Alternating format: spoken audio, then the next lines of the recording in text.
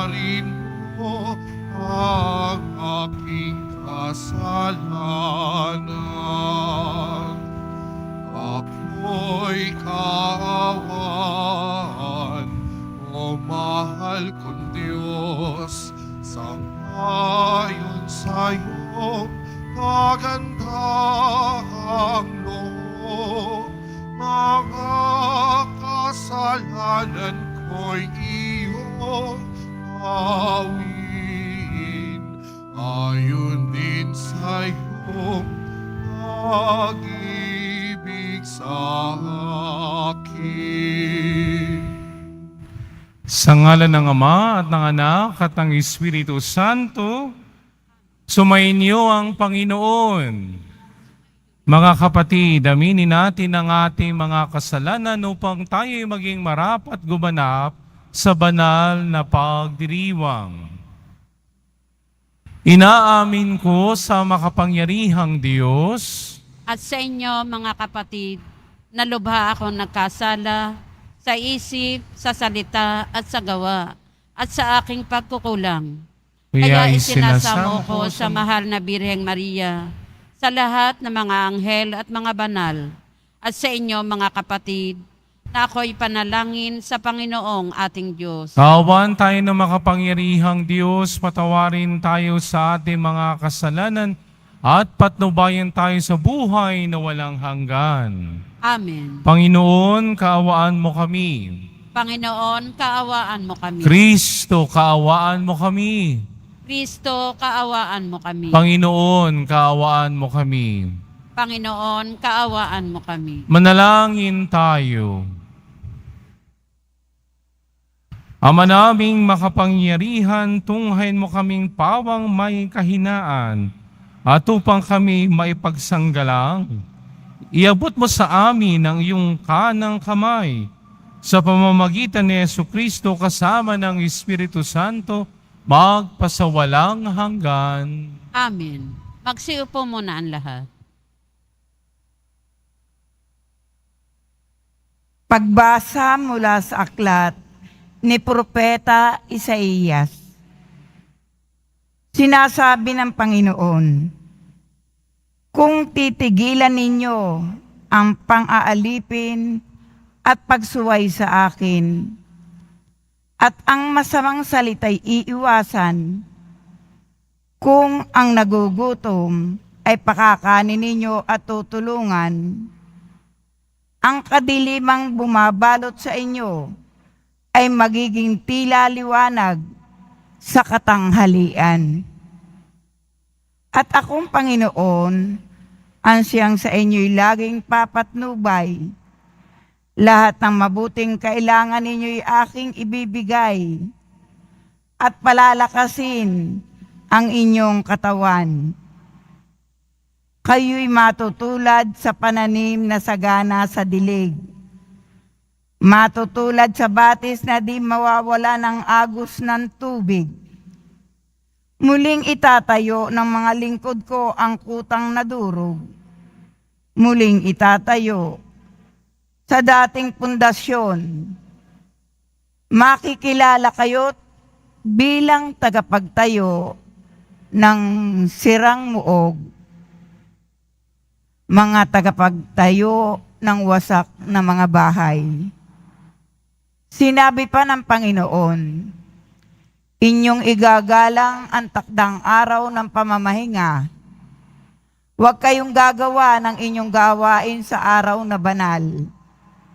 Sa araw na ito'y mamamahinga kayo't huwag maglalakbay. Ni gagawa o maghuhunta ng walang kabuluhan. At kung magkagayon, ay madarama ninyo ang kagalakan sa paglilingkod sa akin. Bibigyan ko kayo ng karangalan sa harap ng buong daigdig at lalasapin ninyo ang kaligayahan sa paninirahan sa lupaing ibinigay ko sa nuno ninyong si Jacob. Mangyayari ito pagkat akong Panginoon ang nagsabi nito. Ang salita ng Diyos. Salamat sa Diyos. Ituro mo ang iyong loob ng matapat kong masunod. Ituro mo ang iyong loob ng matapat kong masunod. Sa aking dalangin, ako'y iyong dinggin. Tugunin mo poon ang aking pagdaing. Ako'y mahina na't wala nang tumingin. Yamang ako'y tapat, ingatan ang buhay. Lingkod mo'y iligtas sa kapahamakan, pagkat may tiwala sa iyo kailanman. Ituro mo ang iyong loob ng matapat kong masunod. Ikaw ang aking Diyos, ako'y kahabagan. Sa buong maghapoy siyang tinatawagan. Poon, ang lingkod mo'y dulutan ng galak, pagkat sa iyo ako tumatawag. Ituro mo ang iyong loob ng matapat kong masunod. Mapagpatawad ka at napakabuti sa dumadalangin at sa nagsisisi. Ang iyong pag-ibig ay mananatili. Pakinggan mo poon ang aking dalangin. Tulungan mo ako, ako'y iyong dinggin. Ituro mo ang iyong loob ng matapat kong masunod. Magsitayo po ang lahat. Nagpupuri kami sa'yo, Panginoong Jesucristo. Nagpupuri kami sa'yo, Panginoong Jesucristo. Sinabi ng pong mahal, di ko nais na mamatay ang mga makasalanan. Nagbabagong kalooban upang sila ay mabuhay. Nagpupuri kami sa'yo, Panginoong Jesucristo.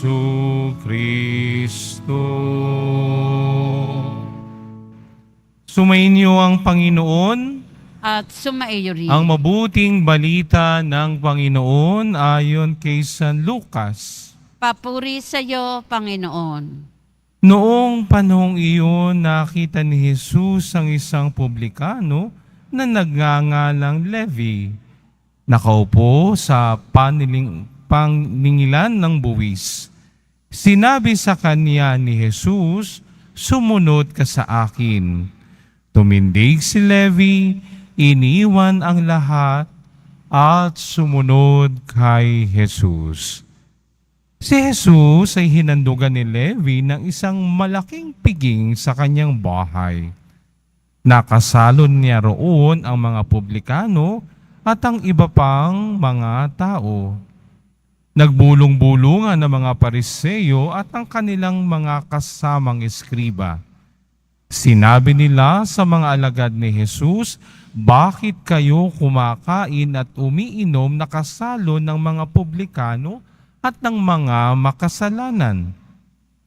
Sinagot siya ni Jesus, "Hindi nangangailangan ng manggagamot ang walang sakit, kundi ang may sakit.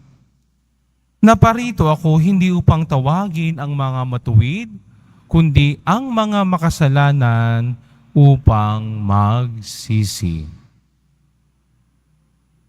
Ang mabuting balita ng Panginoon. Pinupuri ka namin, Panginoong Heso Kristo. Magsipo muna ang lahat. Magandang umaga po sa inyong lahat. Ay pakibati ang katabi, mahal ka ni Lord. Ayan. Alam niyo ho, kahit panahon ng Kwaresma, hindi masamang ngumiti. Amen? Sapagkat yan ang sinasabi ng ating Santo Papa si Pope Francis, sa panahon ng Kwaresma, hinahamon tayong maging malaya. At ang isang tanda na ang tao ay malaya kapag siya ay ngumingiti. Amen? Tingnan mo yung katabi mo kung nakangiti. Yan, tanda yan na ang iyong katabi ay malaya sa harapan ng Diyos. Salamat sa Diyos, buhay tayo. Amen? Salamat sa Diyos, kahit mahal ang bilihin, nakakakain pa rin tayo. Amen? Salamat sa Diyos, mahal na mahal tayo ng Poong Jesus Nazareno. Amen? Tingnan mo yung katabi mo. Tingnan mo yung katabi mo. Gumising muna kayo. Yan, okay. Tanungin mo, naniniwala ka ba? Sumunod naman kayo. Naniniwala ka ba sa love at first sight? Yung iba, oo. Yung iba, hindi. Pero sa ating mabuting balita, totoo ito. Bakit? Si Levi na love at first sight kay Jesus. Bakit? Simple lang naman ang sinabi ni Jesus sa kanya, no? Ang sabi ng ating mabuting balita, sinabihan lang siya ni Jesus, sumunod ka sa akin. Tandaan natin si Levi ay tagasingil ng buwis. At kapag ikaw ay tagasingil ng buwis, galit sa iyo ang iyong mga kababayan. Bakit? Sapagkat ang iyong katapatan ay hindi sa mga kababayan mo. Ang iyong katapatan ay sa mga taga-Romano, no? At hindi lang 'yon. Kapag ikaw ay maniningil ng buwis, no? Ikaw ay merong transaction over the table, under the table, and outside the table. No? Ibig sabihin noon ay pagdating po ko sa ganyan, ay pagdating sa perang ganyan, ay aminin na natin, maraming mga himala, kababalaghan na nangyayari. Pero tinanin niyo nung siya'y sinabihan ni Jesus, sumunod ka sa akin, iniwan niya ang kanyang dating buhay at sumunod kay Jesus. Yan ang magandang hamon ng Kwaresma. Ano yun? Iwan na natin ang dating buhay natin. Sabay-sabay nga tayo. 1, 2, 3. Iwanan na natin ang ating dating buhay. Bakit? Sinasabi ng unang pagbasa mula sa aklat ni Propeta Isaías, kapag nagkaroon ng pagbabago sa akin, kapag nagkaroon ng pagbabago sa atin, magiging bagong nilalang tayo. Amen? Sino gustong maging bagong nilalang? Taas ang kamay. Kapag tayo'y naging bagong nilalang, anong sabi ng unang pagbasa? Para kang ilog na hindi nauubusan ng tubig. Ibig sabihin, kapag tayo ay nagkaroon ng pagbabago, hindi lang ako nakikinabang, kahit ang iba. Bakit? Magkakaroon ng buhay din ang ibang tao. Tagabigay din tayo ng buhay. Hindi lang tayo nabibigyan, magiging tagapagbigay din tayo. At ano ang sabi ng unang pagbasa? At ang liwanag ay magniningning tayo kapag tayo nagkaroon ng pagbabago. Na sa mundong ibabaw na ito, na punong-puno ng kadiliman, magsisilbing liwanag tayong lahat. Amen? Tingnan mo yung katabi mo. Tingnan mo yung katabi mo. Sabihin mo, magliliwanag ka kung magbabago ka. Ayan. At yan ang hamon ng ating mabuting balita. Si Levi, no? Isang makasalanan, no? Subalit, nung siya'y tinawag ni Jesus, iniwan lahat at siya'y sumunod kay Jesus. At hindi lang yun, siya'y nagkaroon ng piging, naghanda siya, no? Sapagkat nung siya'y tinawag ni Jesus, ramdam niya na mahal siya ni Lord. Ramdam ni Levi na hindi ako kakaiba. Naramdaman ni Levi kay Jesus, kahit ako'y makasalanan, mahal na mahal niya ako. Amen? At dapat ganun din tayo. Kapag tayo, no, tayo'y pumupunta dito sa simbahan, no? Lalo higit dito sa simbahan ng Quiapo, sa ating pagdedebosyon sa mahal na pong Jesus Nazareno.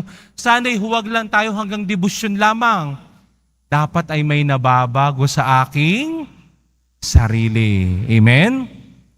At siyempre, no, sa buhay nating mga tao, hindi maiiwasan na merong mga intrigero, inggitero, at mga tsismosa. Yan, no? Sabi dito ng mga Pariseyo, bakit ka nakikisalo sa mga makasalanan? Sapagkat para sa mga Pariseyo, walang karapatan si Levi. Hindi siya pwedeng sumama, no, sa atin, sa makasalanan. Yung mga publikano hindi pwede, tayo lang. Naghahanap sila ng perpektong tao. Nag-aasalam sila ng perpektong tagapagpahayag ng salita ng Diyos. Pero hindi ganoon ang ginawa ni Jesus. Bakit? Sapagkat ipinakita ni Jesus sa mga Pariseyo na mga tsismoso, inggitera, no? Doon sa hapag na ginawa ni Levi, tandaan ninyo, ano sabi ng Panginoong Jesus? Hindi kailangan ng mga walang sakit ang doktor. Ang doktor ay kailangan ng may sakit. Ang anak ng tao'y naparito hindi para sa matutuwid. Napunta si Jesus para sa mga makasalanan. At sino yung makasalanan na yon? Ako, yang katabi mo, at tayong lahat. Nag-aanyaya ang Panginoong Jesus, narito ako. Tayo'y makasalanan. Tayo'y inaanyayahan niya na tayo magbalik loob sa Kanya. Tayo ay magbagong buhay para makapiling natin siya. Siya ang doktor. Sabi ni Pope Francis, ang simbahan ni malaking ospital. Lahat tayo dito ay sugatan. Lahat tayo dito ay may sakit. No? Mula ulo hanggang paa. Physical man yan, physiological, spiritual, no? Emosyonal. Lahat tayo narito may sakit. At sinong ating dakilang manggagamot? Ang Panginoong Jesus. Kaya tayo napunta dito sapagkat tayo humihiling ng paggaling. At si Jesus, iniuunat niya ang kanyang mga kamay upang tayo ay pagalingin. Subalit magkakaroon ng paggaling sa akin at sa atin kapag magsisimulang may mabago sa aking sarili. Walang silbi ang pagpapagaling kung sa sarili ko naman, hindi ko tutulungan ng sarili ko para gumaling. Nandiyan ang pagpapagaling na inaabot ng Pong Jesus Nazareno, tanggapin natin. Subalit, mangyayaring kagalingang iyan kung merong mangyayaring pagbabago sa aking sarili.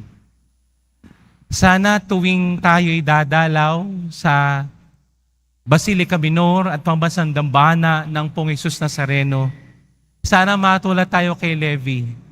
Sana lagi tayong ma-love at first sight sa ating Pong Jesus Nazareno. Siya'y nananawag, sumunod ka sa akin. Sana ganun din tayo. Tumatawag ang Pong Jesus Nazareno, sumunod ka sa akin. Sana ganun din tayo, sumunod tayo sa Kanya. Pero hindi lang sapat na susunod, kailangan may babago katulad ni Levi. Iiwan ang dating buhay upang nang sa ganon, ang biyaya ng may kapal ay laging sumaatin. Amen. Pagpalain tayo ng Poong may kapal. Magsitayo po ang lahat.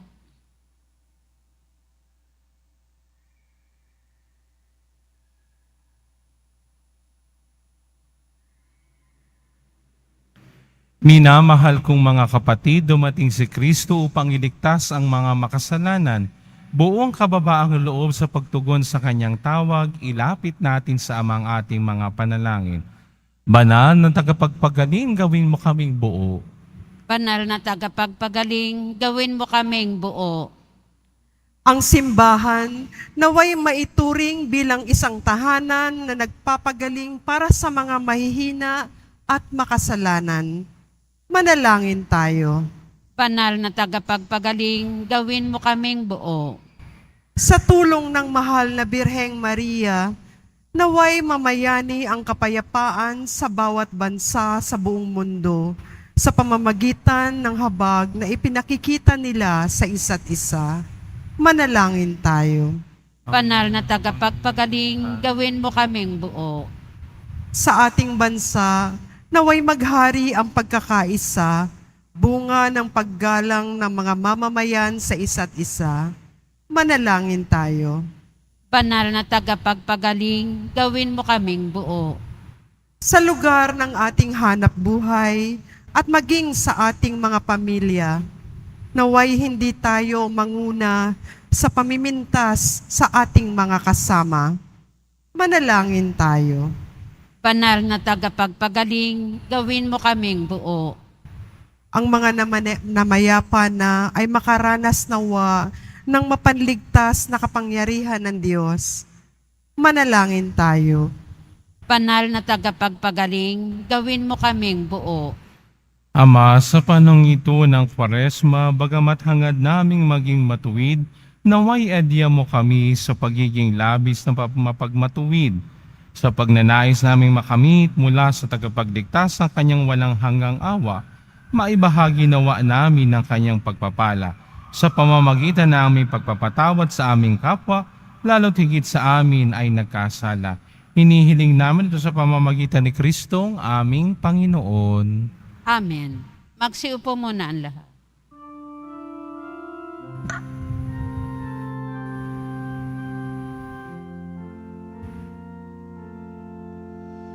Sa'yo, Ama aming handog ang tinapay at sansak na ito handog ng iyong bayang sumasamo, humihingi ng patawad mo. Sa pagsunod sa utos mo, nalulugod akong lagi, di masukat ang galak mo, pagkat aking iniibig. Sa'yo, Ama aming handog ang tinapay at alak na ito handog ng iyong bayang sumasamot, humihingi ng patawad mo. Tumayo po ang lahat. Manalangin kayo mga kapatid upang ang paghahain natin ay kalugdan ng Diyos Amang makapangyarihan. Tanggapin nawa ng Panginoon itong paghahain sa iyong mga kamay, sa kapurihan niya at karangalan, sa ating kapakinabangan at sa buong sambayanan niyang banal.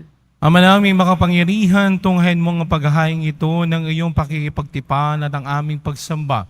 Maganap nawa ito sa ikapagpapatawad ng mga makasalanan at sa ikapagpapahayag ng aming utang na loob sa iyong pagmamahal. Sa pamamagitan ni Jesucristo kasama ng Espiritu Santo, magpasawalang hanggan. Amen. Sumainyo ang Panginoon. At sumaibig. Itaas sa Diyos ang inyong puso at diwa. Tinaas na namin sa Panginoon. Pasalamatan natin ang Panginoong ating Diyos. Marapat na siya ay pasalamat. Ama naming makapangyarihan, tunay ngang marapat na ikaw ay aming pasalamatan sa pamamagitan ni Jesucristo na aming Panginoon. Sa pagbabakasakali mong kami bubuti, isinugo mo si Jesucristo upang pangunahan kami bilang pagsunod sa iyong atas na bigay. Ipinahayag ng iyong anak ang iyong kalooban ng mga apit dukha ay kanyang damayan. Ngayon ay iyong inihahandog ang pagkakataong aming maisaloob, ang kanyang ganap at kusang paglilingkod upang sa ilagi kaming makasunod. Kaya kaisa ng manghe nagsisiawit ng papuri sa iyo, nang walang humpay sa kalangitan, kami nagbubunyi sa iyong kadakilaan.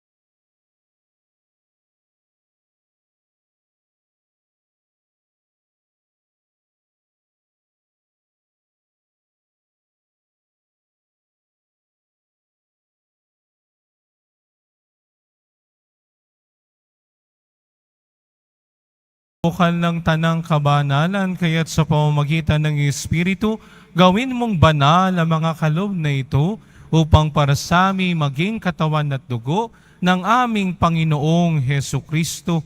Bago niya pinagtiis ang kusang loob na maging handog, hinawakan niya ang tinapay, pinasalamatan kaniya, pinaghati-hati niya iyon. Iniabot sa kanyang mga lagad at sinabi, tanggapin ninyong lahat ito at kanin, ito ang aking katawan na ihahandog para sa inyo.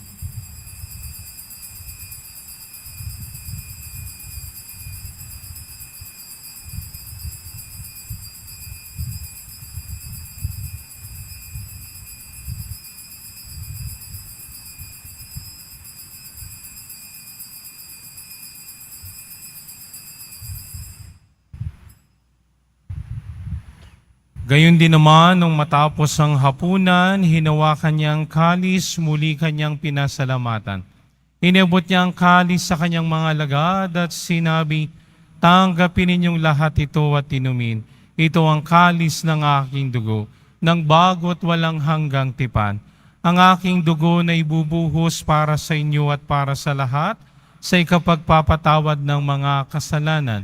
Gawin niyo ito sa pag-alaala sa akin.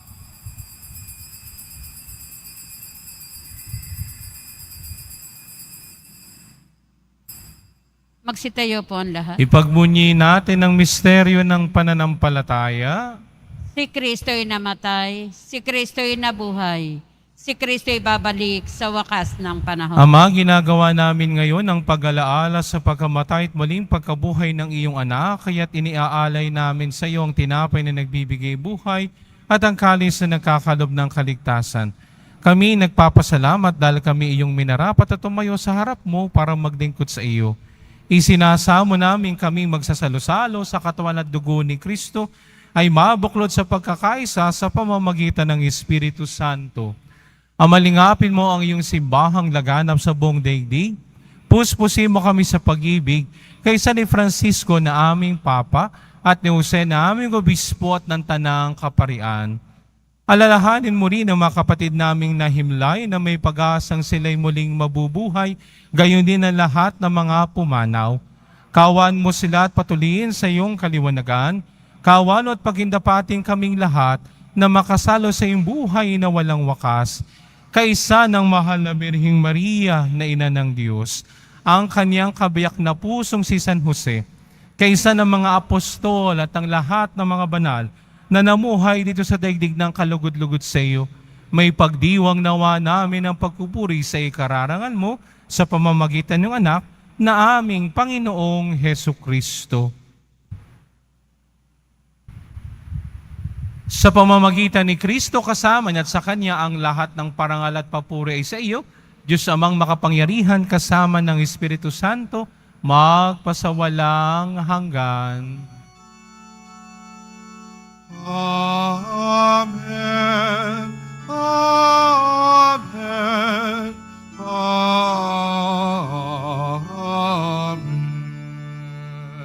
At tagubili ng mga nakagagaling na utos sa turo ni Jesus na Panginoon natin at Diyos, ipahayag natin ang lakas loob. Ama namin, sumasalangit ka, sambahin ang ngalan mo. Mapasa amin ang kaharian mo. Sundin ang loob mo dito sa lupa para nan sa langit. Bigyan mo kami ngayon ng aming kakanin sa araw-araw. At patawarin mo kami sa aming mga sala, para na ang pagpapatawad namin sa nakakasala sa amin.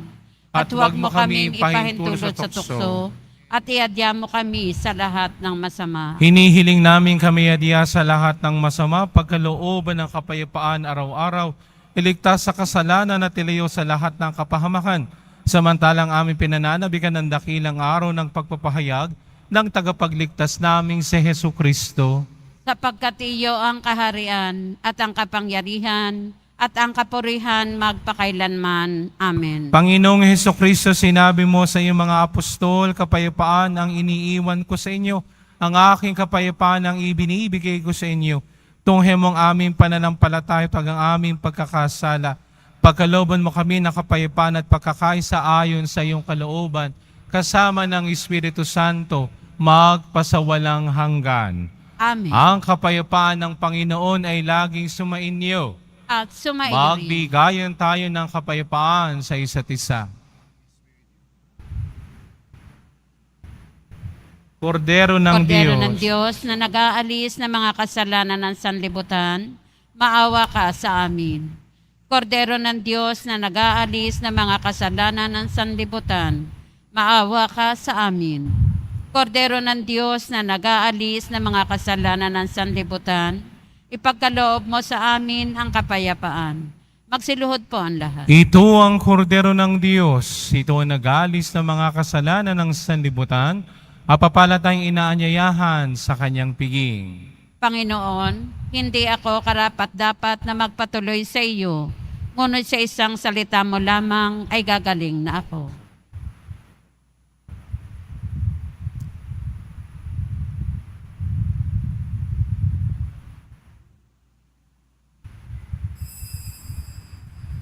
Para sa lahat ng tatanggap ng banal na komunyon, sasagot po tayo ng amen pagkasabi ng pari o ng lay minister ng katawan ni Kristo at isubo agad sa bibig bago umalis sa harapan ng pari o lay minister. Sumunod po tayo. Maraming salamat po.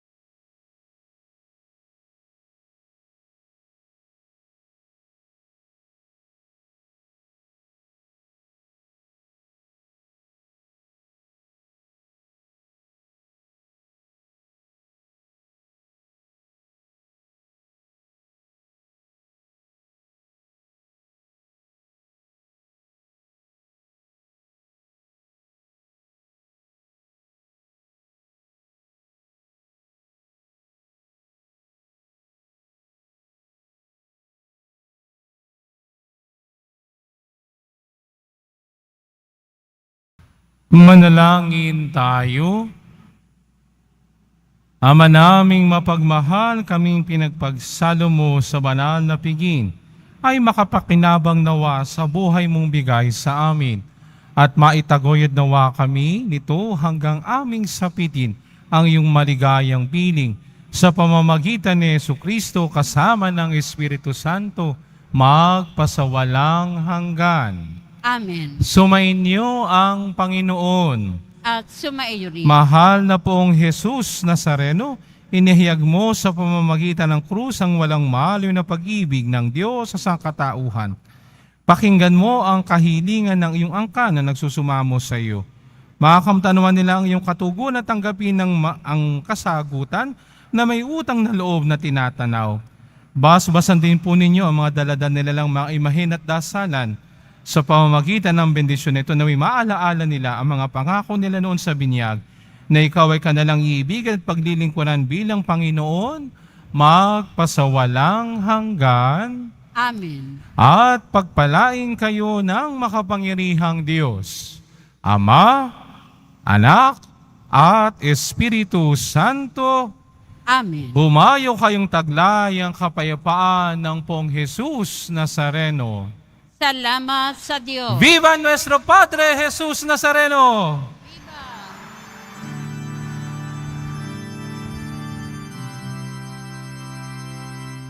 Nuestro Padre Jesus Nazareno, sinasamba ka namin,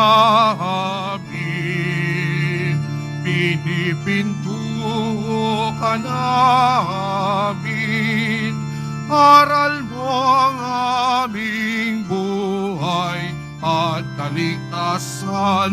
Nuestro Padre Jesus Nazareno, iligtas mo kami sa kasalanan. Ang krus mong pinamatayan ay sagisag ng aming kaligtasan. Nuestro Padre Jesus Nazareno, dinarangal ka namin. Nuestro Padre Jesus Nazareno, nilulwalhati ka namin. Nuestro Padre Jesus Nazareno, dinarangal ka namin. Nuestro Padre Jesus Nazareno, nilulwalhati ka namin.